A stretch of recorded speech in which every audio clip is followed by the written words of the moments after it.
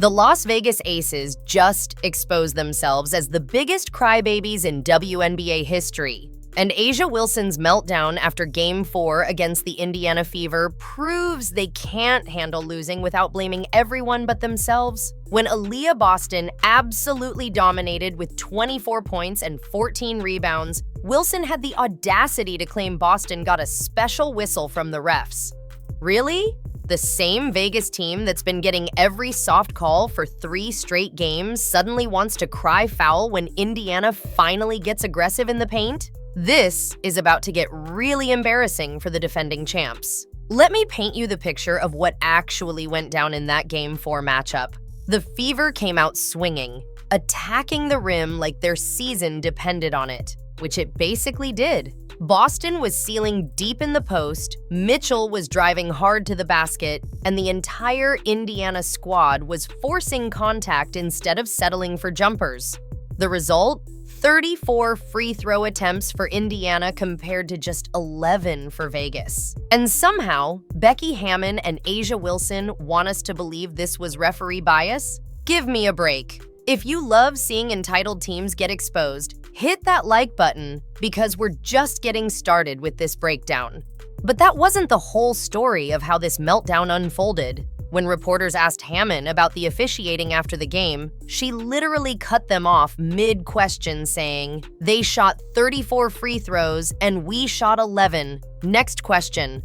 That's not analysis. That's pure salt. And it gets even better when you realize that 3 Vegas starters fouled out with 5 personals each. Jackie Young, Chelsea Gray, and Kaya Stokes all hit the limit. You know what that tells me? It tells me Indiana had a game plan to attack those players specifically, and Vegas couldn't adjust without fouling.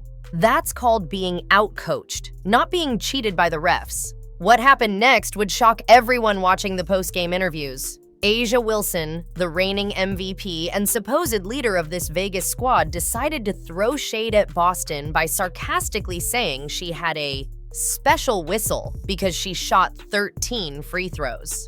The irony here is absolutely delicious. Wilson has been living at the free throw line for the entire series, getting every ticky-tack call when defenders breathe on her wrong. But when Boston muscles her way to the rim and earns those trips to the line through pure physicality, suddenly, it's a conspiracy. The hypocrisy is off the charts. Here's where things get really interesting, though. If you actually look at the total fouls called across all 4 games of that series, they're basically dead even between both teams. Indiana wasn't getting some magical treatment from the officials. They were just playing smarter, more aggressive basketball when it mattered most. Boston was establishing position early, sealing deep before the entry pass even came, and forcing Vegas defenders into impossible situations. Either they let her score easy buckets, or they foul. That's not referee bias. That's basketball IQ at its finest. The real tea that nobody's talking about is how Hammon completely lost her composure during crunch time. She called a timeout when Vegas didn't have any left, resulting in a technical foul and a free throw for Indiana. That's coaching malpractice in a playoff game. You're telling me the refs are the problem when you're literally gifting the other team free points because you can't keep track of your timeouts? That's embarrassing for a coach of her caliber, and it shows how rattled the entire Vegas organization was by Indiana's physical play. But wait, it gets even more ridiculous when you analyze how Vegas actually played defense in that game. They were reaching, grabbing, and holding on nearly every possession, trying to slow down Indiana's movement without moving their feet. That's lazy defense, and refs are going to call that every single time in the playoffs. Meanwhile, Indiana was moving their feet, staying vertical, and contesting shots without fouling. The difference in defensive discipline was night and day, yet Vegas wants to blame the whistles instead of their own sloppy technique. What really exposed the Aces' mental weakness was watching Wilson try to guard Boston one-on-one. Every time Boston caught the ball in the post, Wilson looked like she was fighting for her life just to maintain position. Boston was backing her down, creating space, and either scoring or drawing the foul. Wilson finished with 31 points, which looks good on paper, but she had to work 10 times harder for every bucket while Boston was getting easy looks by simply being stronger and more physical. That's not a special whistle. That's getting dominated in the paint by a player who came ready for war. The funniest part of this whole situation is listening to Vegas players in the locker room after the game. Multiple players were caught on camera saying things like, "That's interesting," when looking at the foul disparity, with one even saying, "I can't say what I really think because I have a brand to protect." Oh please, spare us the victim complex. You got outplayed, outcoached, and outworked. Own it instead of making excuses like a bunch of sore losers. Here's something that'll really make Vegas fans mad. Boston's performance in that Game 4 wasn't just good, it was historically dominant for a young player in the playoffs. 24 points, 14 rebounds, 5 assists, 2 steals, and 2 blocks while shooting 10 for 13 from the free throw line. She controlled every aspect of the game from the center position, something Wilson is supposed to be the best at. And she did it against the so-called best defensive team in the league. That's not luck or favorable officiating. That's pure skill and determination. What nobody's mentioning is how Indiana's guards completely exposed Vegas's perimeter defense too.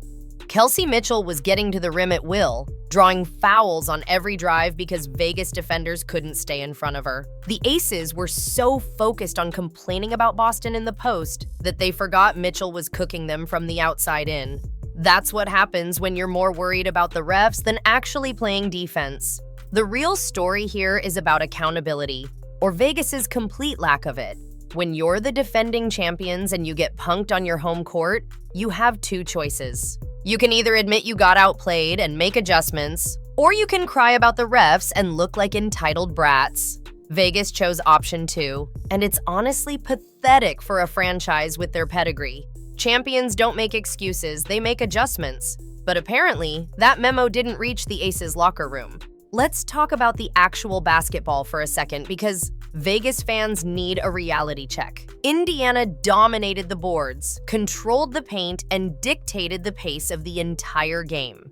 They had more second chance points, more points in the paint, and more fast break points. Those are effort stats, hustle stats, wanting it more stats. You don't get those advantages from favorable whistles, you get them from playing harder than your opponent. And that's exactly what Indiana did while Vegas was too busy whining to actually compete. The psychological aspect of this meltdown is fascinating too. Vegas has been so used to getting every call, having every advantage, that when they finally face adversity, they completely crumble. That's soft, plain, and simple. Mental toughness is about adjusting when things don't go your way, not throwing a tantrum like a 5-year-old who didn't get their favorite toy. The Aces showed their true colors in that game 4 loss, and those colors are yellow because they're straight up scared of physical basketball. What makes this even more embarrassing for Vegas is that they had every opportunity to win that game. They were at home, they had the crowd behind them, and they still had A'ja Wilson putting up 30-plus points. But instead of rallying around their star and fighting through the adversity, they chose to point fingers and make excuses. That's loser mentality. And it's exactly why Indiana was able to steal that game on the road. The aftermath of this game has been absolutely brutal for Vegas's reputation too. Every analyst, every former player, every basketball mind worth listening to has called out their excuse-making and lack of accountability. When Charles Barkley is on national television saying you're being soft, you know you've hit rock bottom. The Aces went from being respected champions to being viewed as entitled complainers in the span of one post-game press conference.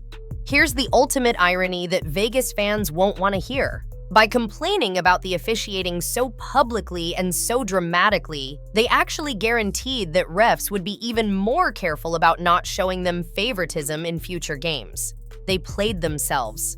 Instead of keeping their mouths shut and working the refs behind the scenes like smart teams do, they went nuclear and probably cost themselves any benefit of the doubt moving forward. That's what happens when emotions override intelligence. The bigger picture here is about the changing of the guard in the WNBA. Vegas has been on top for a while now, but teams like Indiana are young, hungry, and not intimidated by reputation. Boston is only going to get better, and when you add in the star power and competitive fire that's developing around the league, Vegas's dynasty might be coming to an end sooner than they think. And based on how they handled one tough loss, they're not mentally equipped to fight off these hungry challengers. What really sealed Vegas's fate as the villains in this story was Hammon's complete lack of class in the postgame. Great coaches take responsibility, protect their players, and find ways to motivate through adversity. Hammon did none of that. She threw her team under the bus by highlighting their foul trouble. She disrespected the officials publicly, and she showed zero accountability for her own coaching mistakes. That timeout technical was inexcusable. And instead of owning it, she deflected to referee complaints. That's weak leadership. The most telling stat from that game that nobody's talking about? Indiana shot 52% from the field, while Vegas shot 43%. You know what that means? Indiana was getting better shots, running better offense, and executing their game plan more effectively. That has nothing to do with free throws or referee bias. That's about one team being more prepared and more focused than the other. Vegas got outplayed in every facet of the game, and no amount of complaining changes that fact.